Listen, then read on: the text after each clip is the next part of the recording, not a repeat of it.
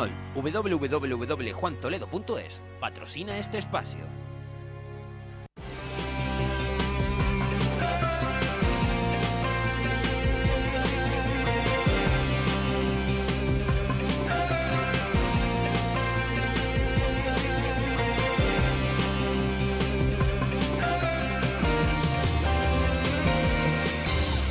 Bueno, pero estamos de vuelta ya después de la tertulia y antes de que venga Soraya con la entrevista del candidato a la alcaldía de Tías por Nueva Canarias, Pedro Suárez, pues vamos a ofrecer uno de esos espacios que yo siempre suelo definir como salir un poco al recreo, salir fuera, que nos dé el aire, dejar un poco de lado la política, toda esta vorágine en la que estamos metidos en este valle entre dos picos electorales, el de las generales del pasado día 28 y el de las locales, municipales y demás del próximo día 26. Y lo vamos a hacer para hablar de dos mundos que son muy necesarios sacar a relucir en los medios de comunicación muchísimo más a menudo de lo que se hace, que es el mundo de la docencia, de un lado, todo el mundo de la educación y demás, y por otra parte, pues el mundo del arte, en sus muchísimas vertientes.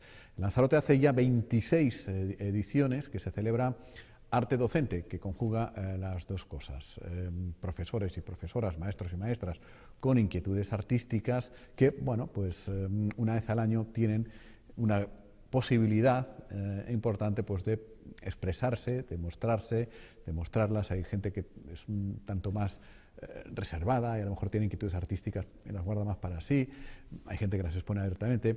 Hay gente que probablemente si no fuera por el arte docente jamás se sabría que tiene unas posibilidades artísticas interesantes. Bueno, pues 26 edición de Arte Docente que se inaugura esta tarde en la Casa de la Cultura Agustín de Laoz, donde hay ya dos exposiciones, de un lado la de Mar Romero, pintura acrílica, y de otro pues la habitual, la colectiva, de lo que les decía, ¿no? Docentes que, bueno, que tienen inquietudes artísticas y en este caso pues las transmiten mediante lo plástico, mediante la pintura, lo cual siempre está muy bien. Y luego pues evidentemente hay un programa de actividades a partir de los próximos días, de las próximas fechas, lleno de posibilidades de enriquecerse, que de eso se trata. Y además esta tarde hay una conferencia que su autora, que hoy nos acompaña, dice, no es una conferencia al uso, que nadie espere llegar allí, sentarse y esperar que te suelten ahí un discurso largo, sino que va a ser otra cosa y por lo poco que he podido hablar con ella antes de empezar, tiene pinta de ser muy atractiva. Vamos a hablar con Mercedes Ruiz Casas, que es quien va a ofrecer esta charla, esta interactuación con las personas que acudan. Se llama La Sala de Cine, un lugar lleno de arte, educar junto a otros y a menudo gracias a los otros. Mercedes Ruiz Casas es colaboradora de la Academia Española de Cine y experta en educación y cine, entre otras muchas cosas en su currículum, que, en fin, pues me las ahorro para aprovechar el tiempo para poder hablar con ella. Hola Mercedes, buenas tardes. Hola, buenas tardes. Y muy bienvenida. Gracias a vosotros por recibirme en esta maravillosa isla. Muchas gracias. Me gustaría conocer, en principio, tu opinión. ¿Permites que te...? Sí, claro. Muchas gracias. Tu opinión acerca de la conjugación de estas dos cosas, del arte y de la docencia, de los docentes y de las expresiones artísticas, porque a mí me ha parecido desde siempre, en fin, una cosa muy interesante, ¿no? Muy atractiva. Pues yo creo que en la 26 edición podemos ponernos hasta científicos. Mira, estamos todo el día hablando de neurociencia, neuroeducación, sí. Y el gran experto para mí, la persona que mejor transmite esta situación es Francisco Mora Teruel, el investigador y además prolífico en libros y en conferencias. Y si tú no te emocionas, no puedes emocionar, y sin emoción no hay aprendizaje. Entonces, la mirada que tiene un docente que es sensible a esa otra mirada del arte, que es una mirada interior, que luego sale al exterior, que reinterpreta el mundo, yo creo que es fundamental en las aulas, y más ahora que tanto se ha apartado al arte de la sociedad, de la vida y de lo que es el devenir del slow tech, ¿no? Entonces, dejemos transcurrir el tiempo, y eso en esta isla, te vas a Timanfaya y eres otra cosa. Sí. Entonces, que los docentes de esta isla, donde se impregnan de lo mismo que se impregnó César Manrique, cuenten a los padres, a los compañeros y a la sociedad su sensibilidad, yo creo que es otra manera de entender la educación muy interesante. Bueno, pero para eso también, en fin, igual nos meteríamos en 20.000 jardines, al menos yo por mi parte, que soy muy fan del docente, ¿no? Como padre quiero pensar que es responsable, pero para eso también, nunca mejor aplicado que a un ser que tiene cierta sensibilidad artística, es necesario pues una tranquilidad de espíritu, una motivación, bueno, pues un bienestar desde el punto de vista laboral, cómo está la cosa en la educación, no sé, en Canarias, con las aulas atestadas, con las prisas, con familias muy mal educadas, exigiendo muchas cosas. No es, digamos, un campo de cultivo excesivamente proclive a que salga, a que uno se desarrolle artísticamente. No lo es o sí lo es, porque tampoco era que pudiéramos dialogar en política, como has empezado diciendo que es una cosa política, y yo creo que es el gran reto social que tenemos ahora. Paremos, aunque sea a capón por números los políticos, y tendremos que dialogar. Y cuando nos dejen a los docentes sensibles que hacen arte poder hacer lo que ellos saben hacer, seguro que la sociedad cambia. Entonces es solamente pararnos todos, y todos somos la tribu entera. Soy los medios de comunicación, es el político de turno, es el empresario, es el artista y es el tecnólogo. Todos juntos tenemos que parar, irnos al Tima en Falla, sentarnos para sentirnos como debemos de sentirnos en ese planeta que debería ser sostenible y escuchar la voz del pasado. Ahí tenemos ahora mismo el centenario de César Manrique diciendo y hablando de un planeta sostenible que contempló. Sí, vamos, pero que en los años 60 ya nos estaba diciendo pero fue coherente. La utopía y la distopía, está diciendo estoy creando un lugar utópico, y al final acabó diciendo, oye, ¿qué pasa? Que he creado una maravilla y a ver si lo vamos a estropear ahora, ¿no? Pero fíjate que en aquel momento él tuvo que mirar mucho, tener todo en contra, y sin embargo siguió diciendo su discurso y permanece. Aquí están. Pero, claro, a los 100 años la gente por lo menos volviendo a retomar un discurso que tiene que estar en la agenda política y en la agenda pública, la sostenibilidad del planeta, por ejemplo. Pero qué importante es algo tan simple y que seguramente haremos tan poco como es mirar. Manrique efectivamente construyó todo un universo a través de una cosa tan sencilla como mirar la naturaleza, ¿no? No miró, contempló. Sí.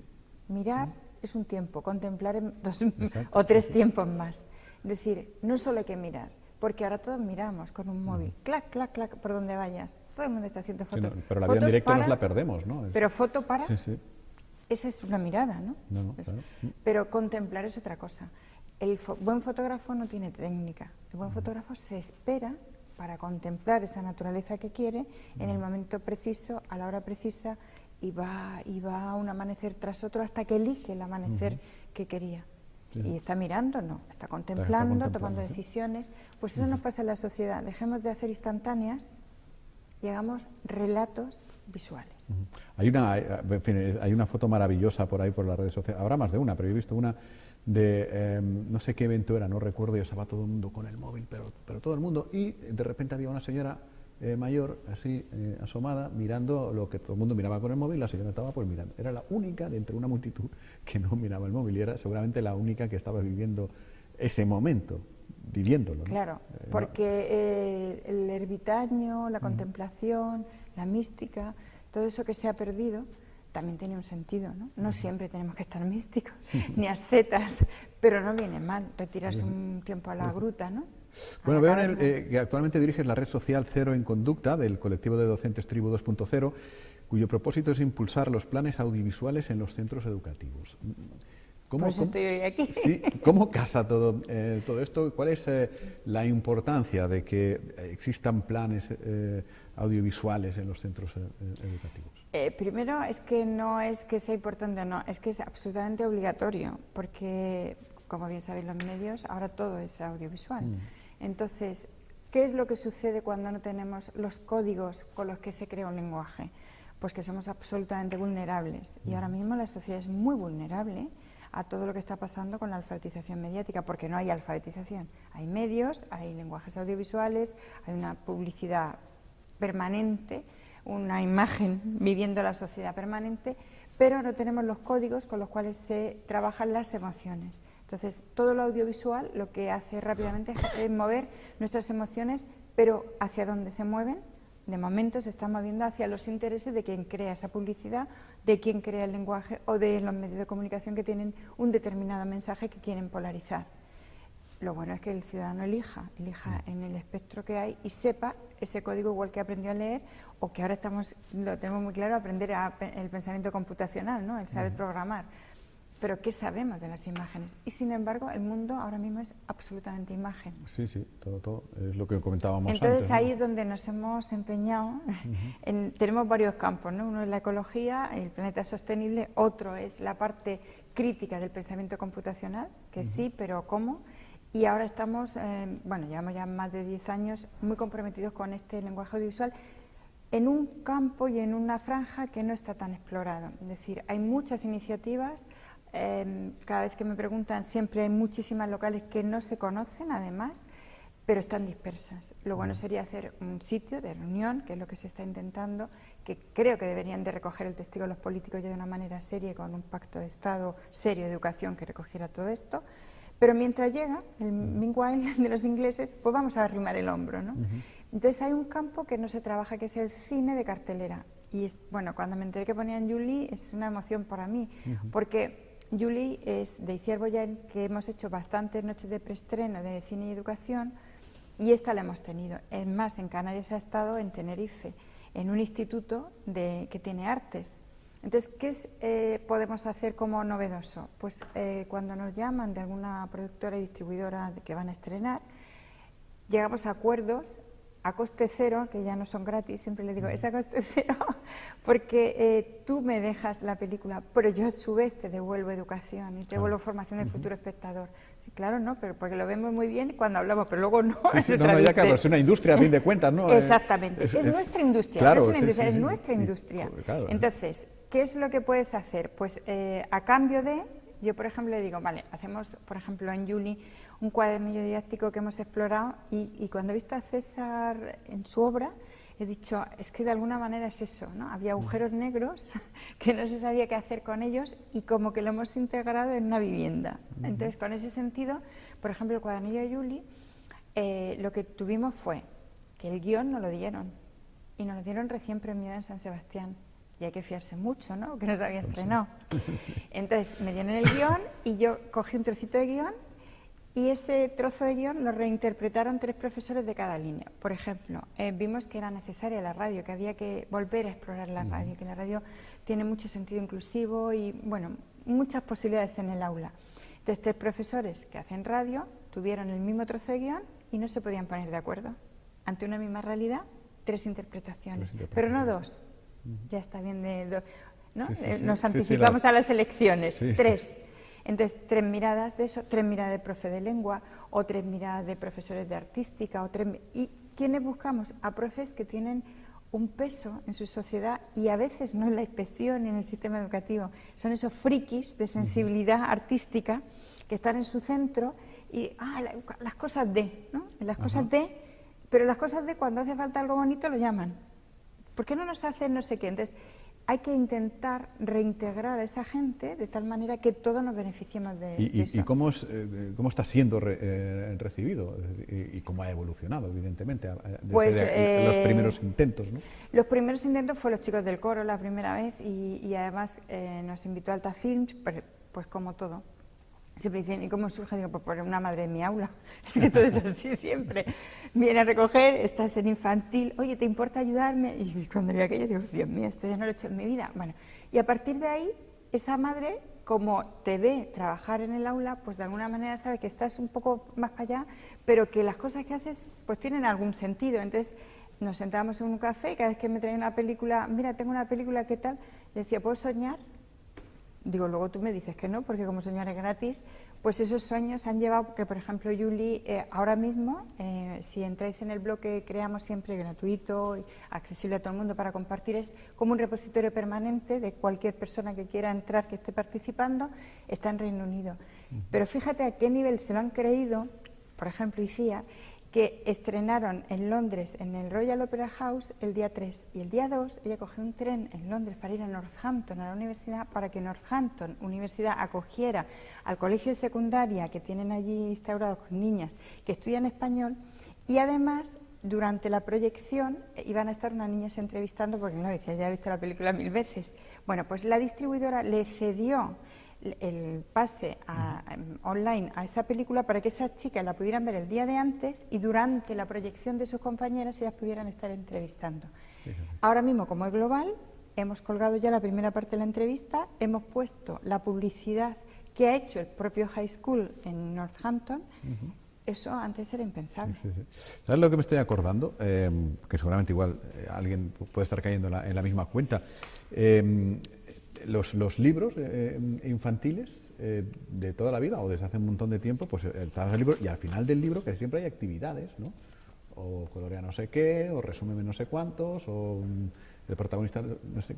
Y eso es verdad, por ejemplo, en el cine no se estaba haciendo. O sea, los escolares no analizaban, digamos, no tenían tanta facilidad para analizar, para entrevistar, para pensar, para reflexionar, para los chicos del coro, Juli, para decir, bueno, ¿qué has aprendido con esta película? Pues fíjate, se estaban haciendo muchas cosas, de hecho se están haciendo muchas cosas, pero silenciadas incluso en su contexto local, ¿no? Y hay muchas iniciativas desde muchos ámbitos, desde cineastas, profesores, incluso algunas institucionales, y lo bueno que hemos tenido es que a base de estar ahí, horadando el mensaje, tantas iniciativas, y en el momento en que la Academia el año pasado recogió, porque era cuando empezó Yvonne Blake, y luego estuvimos todo el año trabajando en el documento marco, y ahora lo ha recogido Mariano Barroso como presidente, lo que se ha puesto en valores, sí que podemos, porque había mucha gente, pero no teníamos un lenguaje común, no nos habíamos sentado a dialogar. Entonces cada uno está haciendo, porque tú dices ahora mismo lo de los libros, o la gente de las películas dice hay que hacer una ficha didáctica que el profesor lo quiere tener todo cerrado, y nosotros nunca hacemos eso. Porque el profesor sabe y quiere y puede. Lo que hay que hacer es ayudarle a volar. Claro, sí. Entonces, si ves nuestra trayectoria última de guías didácticas, no son guías didácticas, son guías donde te ofrecen, sugieren, amplían posibilidades y tú decides. Es generar cultura audiovisual. Exacto. Sobre todo perder el miedo. Sí. O sea, tú, profe, que no habías hecho nunca nada, te vamos a poner muchas posibilidades para que en alguna de ellas te guste. De alguna manera te contagies, porque se aprende por contagio. Es que todo el mundo tenemos un amigo, o una pareja o alguien con el que hemos ido muchas veces al cine y estamos viendo la película y ese amigo o esa pareja o esa persona entendida, pues de repente te sorprende con que si la fotografía tal, con que si el ritmo cual, con que si la profundidad de no sé qué y tal. Entonces tú te vas haciendo un poco pequeñito, ¿no? Porque tú solo has visto una película.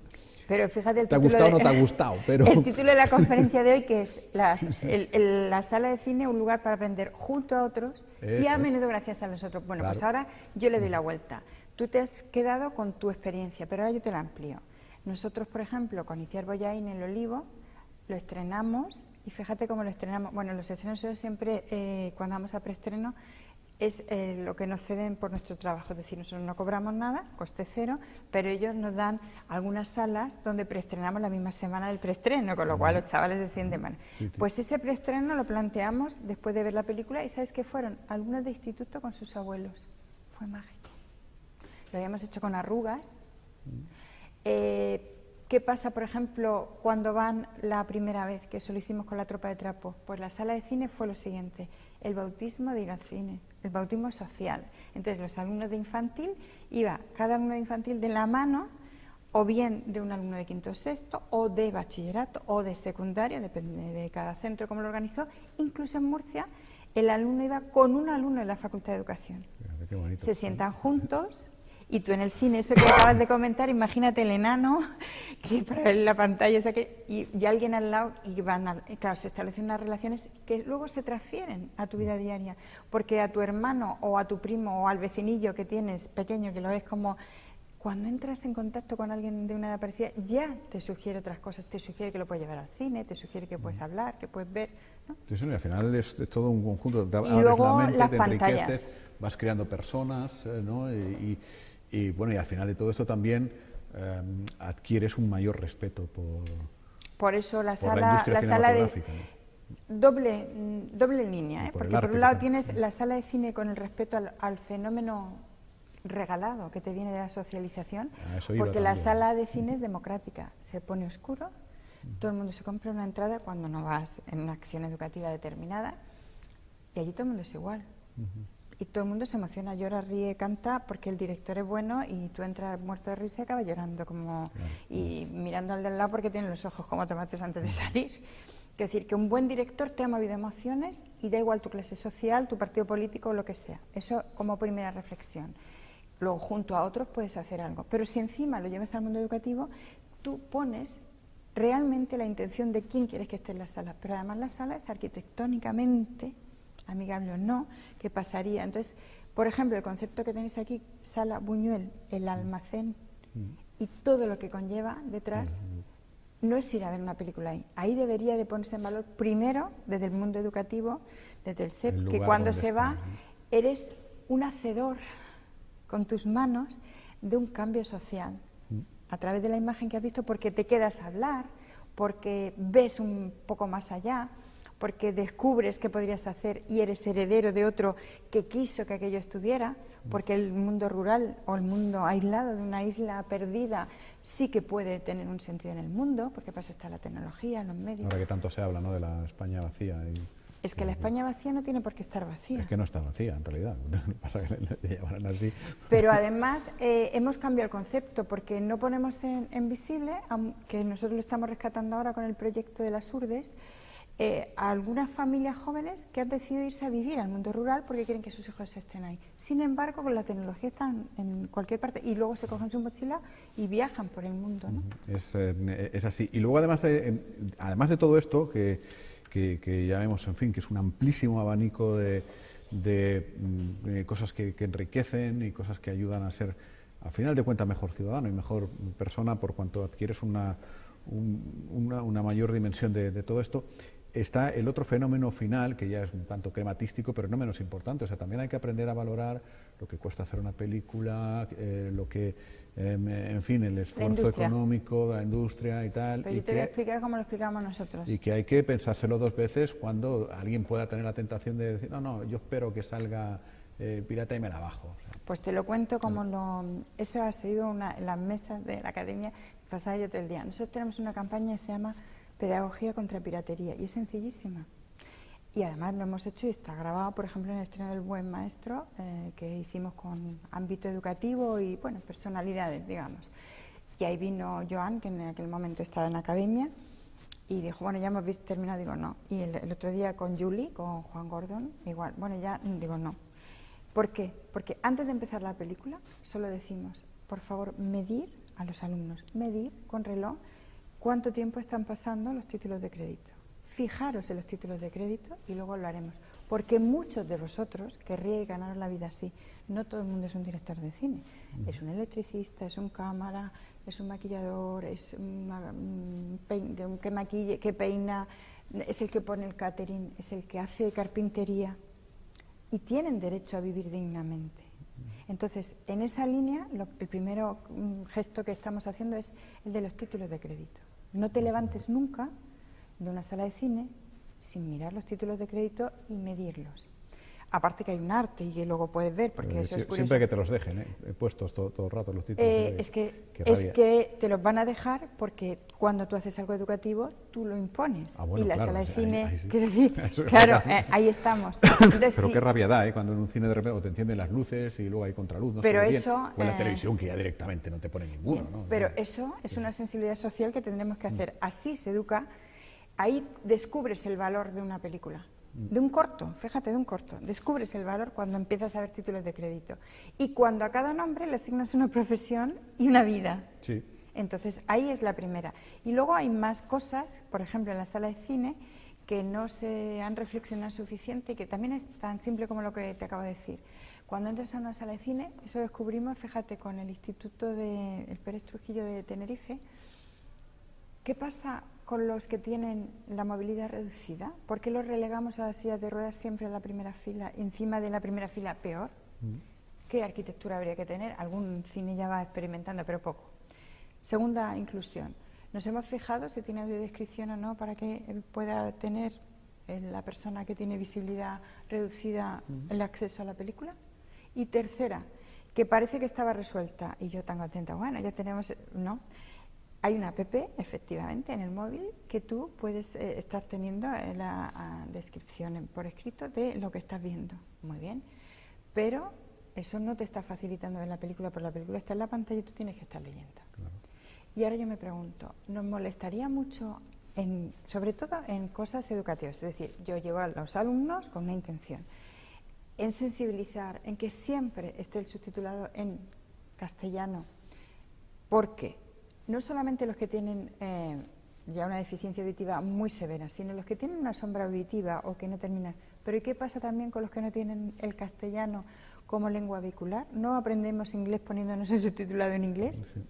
¿No tendrían más acceso al contenido de esa película nuestros alumnos de otras lenguas? Es que esa es otra larga batalla, claro. Aquí tenemos unos maravillosos actores de doblaje de tantísimos años y es gente que merece todo el respeto, como es lógico, pero hemos estado 40 años a oscuras, ¿no? En ese sentido, en escuchar otro idioma, en abrir la mente, en tal. Igual que ahora estamos sensibles en eso, sin embargo no estamos sensibles en la primera fase, que es la película es en español, pero yo me la subtitulo en español, porque estoy haciendo la inclusión.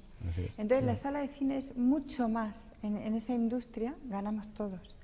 Y además, por lo que veo, es una acción de ida y vuelta. Es decir, ustedes ofrecen para que se aprenda, pero al mismo tiempo, lo acabas de decir, aprenden a cada paso. Mira, hacemos todo un circuito completo para la comunidad educativa, porque el ideal, que yo entiendo que sería cuando estuviéramos ya en otra situación, para mí la utopía ahora mismo, con los medios que tenemos, sería ir a un estreno o a una película de cartelera, porque el cine cartelera es el que hay que ver sí o sí, no esperarte o porque no me gusta, es el que hay, es el que sabemos hacer. Te vas al cine de cartelera, a la sala de cine y haces acciones de socialización y de ver, y si puedes traer al director o lo que sea. Pero una vez que lo has visto, lo que necesita el sistema educativo es eso, contemplar. Entonces, el gran debate, una asignatura, muchas asignaturas, transversal, no transversal. Cine es para muchas cosas, es una herramienta. Entonces, si tú desde ahí te vas al centro y con derechos de exhibición que los políticos tienen que negociar en el Parlamento ya, una excepción educativa, porque no podemos pagar 200 y pico euros por cada vez que pongamos, porque eso sería lo legal, que no lo paga casi nadie, y las licencias que están tampoco están siendo realmente equitativas para que sea cultura de todos. Una vez que tú tienes una excepción educativa para poder usar ese material que ya has visto, entonces el de dibujo quiere recrear no sé qué, pues tiene... Ahora la tecnología le permite, antes llamamos DVD, pero sigue siendo también operativo, pero quiero decir, DVD, pincho, descarga, me da igual, yo siempre digo, un algo que toque, aunque sea con 0 y 1. Ese algo te permite al de filosofía hacer un debate filosófico, al de lengua hacer una parte de relato, al de dibujo porque para no sé qué, al de tecnología porque hace no sé cuánto, me da igual. La destripo, la contemplo desde distintas asignaturas porque era un plan educativo del centro. Pero a su vez, la familia puede verla porque eso pasa a una plataforma streaming. Tienes la Movistar, nosotros tenemos un acuerdo maravilloso con Filmin que está apostando desde siempre, entonces tenemos unos precios especiales para cualquier profesor de España que quiera ver cine para apostar esa parte. Pero, ¿qué pasa a una familia o a un alumno que utiliza la plataforma Filmin? Porque ese día alquila una película. Pues pasa que aprende a hacer curación de contenidos en una maravillosa forma, donde gráficamente, que descubre otras similares, que las puede ver con amigos, que podemos mandar un trabajo igual que mandábamos los libros. Sí, pues exactamente, sí. Exactamente, pero es que Filmin tienes 1 euro y pico. Por 1 euro y pico puedes tener a 6 que en vez del botellón se están tomando las palomitas en casa de uno, viendo esa película, y de paso ya han descubierto 4 o 5 más y estamos haciendo una alfabetización mediática social diferente. Entonces tendrías el circuito completo de todas las pantallas y cada una tendría su uso educativo, industria, entender por qué no tiene que estar la piratería, pero tampoco tiene que estar el abuso en el mundo educativo. Pues es realmente interesante. Mercedes, vamos terminando ya. Y esto, porque es una realidad, es un proyecto que está en todas partes, ¿no? En toda España, en todas las comunidades. ¿Esa experiencia nos iguala o también hay diferencias a la hora Ahora de...? mismo hay, bueno, tantas experiencias como puedas ver, pues así hay las ideas. Entonces, el documento marco, lo que había pretendido desde la Academia de Cine, es precisamente sentar esas bases para empezar a ver y a dialogar, que se vaya unificando, no homogenizando, sino unificando y haciendo un banco de buenas prácticas. Es decir, no todo vale. Entonces pasa como todo, no todas las guías didácticas serían adecuadas, si queremos en una sociedad plural, no tener unos precios tan dispares en el cine, en todo. Entonces hay modelos como el francés, como el inglés, como países nórdicos que ya dan algunos referentes de precios, de acuerdos, pero lo que tiene que ser es una medida política. O sea, yo creo que si no terminamos en el Parlamento con una ley clara de excepción educativa y con unos precios donde, igual que tenemos un plan de lectura, tengamos un plan de alfabetización mediática. Entonces, ¿sabes lo que hemos hecho para que realmente se pueda empezar? Pues como ya sabemos que si no, no hay manera, la inspección educativa. La inspección educativa es clave. Y de hecho, en la presentación los invitamos, y yo los nombré, y ahora van a tener una presentación, una asociación de inspectores que se han unido en red, que están en toda España, porque ellos pueden tener un primer globo sonda, porque cuando un inspector llega a un centro educativo, público, privado, concertado, desde 0 años hasta que termina bachiller, y pregunta al director, ¿ustedes ponen películas y pagan derechos de exhibición? ¿Y dónde están las películas que ponen? Igual que los libros que leen. Claro. Solo con esa pregunta yo te aseguro que al día siguiente Se ponen las cambia la realidad. Bueno, pues sí, no, es una manera. Eso ya está en marcha, y de hecho el día 6 de mayo se presenta en el CSIC en Madrid esta asociación, y vamos a empezar a colaborar como un asesoramiento mutuo para ver qué se puede hacer de hoy para mañana, porque lo bueno de esto es no dejar toda la responsabilidad fuera, es como los demás tienen que hacer. No, en nuestra industria la perdemos, en nuestro cine lo perdemos, es nuestra capacidad de transformar y de contar. Ya lo hará alguien, eso no... Y luego no hemos hablado, que eso se queda para que se quede en el aire, el alumno está produciendo hoy en día todo en el aula, pero muchos profesores confunden la duración con el contenido, es decir, hacer un corto no es algo que dura poco, un corto es una historia y tiene que tener mucha potencia, y eso hay que aprender, ¿no? Entonces, ¿qué se está? Claro. Bueno, aquí acaba de terminar ahora un certamen de cortos en la Escuela de Arte Pancho Lasso, y en Lanzarote se suele utilizar bastante el tema del corto. Sin embargo no hay una trama social que permita que todo eso está todo disperso. O sea, lo que ves aquí en Lanzarote pequeño, pues imagínate el país. Va en la voluntad, pues lo que y hablábamos porque del mi maestro, amigo, de la maestra. y te cuento y te traigo a uno, pero... Si el maestro es más sensible al mundo audiovisual, pues le encargará un corto a los niños, si es más sensible a no sé qué. Y es verdad, y a fin de cuentas, probablemente, yo siempre pongo el ejemplo de algo que yo creo que se ha perdido. En mi generación hacíamos redacciones para todo, o sea, íbamos de excursión, redacción al volver de la excursión, íbamos de vacaciones de Navidad, redacción sobre la Navidad después, el verano, redacción sobre el verano después, era todo el rato haciendo redacciones. Bueno, pues un corto es, digamos, no deja de ser una redacción, un relato, un algo, ¿no? Se hace mucho ahora, hay algunos muy buenos, algunas experiencias muy buenas de profesores buenísimos. Hay un referente, por ejemplo, que es Arturo Sofil, es un profesor, Sergio Clavero, o en el tema de todo este tema, y además mujer, está Luz Veloso, también en Galicia. Aquí en el sur también hay gente muy buena en Andalucía haciendo cosas, pero está todo disperso. Y lo bueno es recoger a esos profesores que lo hacen tan bien desde este sistema educativo. Te digo, ¿y quién recoge sino la inspección? Una inspección que no fiscalice y asesora, facilita el cambio rápido. Gracias. Mercedes, pues nos ha encantado salir al recreo un rato hoy contigo y hablar de todas estas cosas. Al cine, recreo de cine. Al cine, se nos ha hecho hasta corto. Esta tarde a las 8 es la charla, la conferencia en la Casa de la Cultura Agustín de Lao, donde además se inauguran estas exposiciones, la colectiva y la de Mar Romero, de la 26ª muestra de arte docente, que además incluirá el martes a las 8 de la tarde la presentación del número 25 de la revista Jameos, el miércoles cine con Juli, lo que hemos comentado, Isiar Boyaín, y luego talleres con los profesores y diversas actividades que ya lo iremos contando conforme avancen los días. Esta muestra, como siempre, está impulsada por el Centro de Profesores de Lanzarote y con la colaboración, que hay que decirlo, del Cabildo, del Ayuntamiento de Arrecife y del Gobierno de Canarias. Pues Mercedes, muchísimas gracias por haber estado aquí. Muchas gracias. Yo ya me voy, porque ahora viene Soraya Morales con el candidato a la alcaldía de Tías por Nueva Canarias, Pedro Suárez. Y Por mi parte, que pasen un buen fin de semana. Hasta el lunes.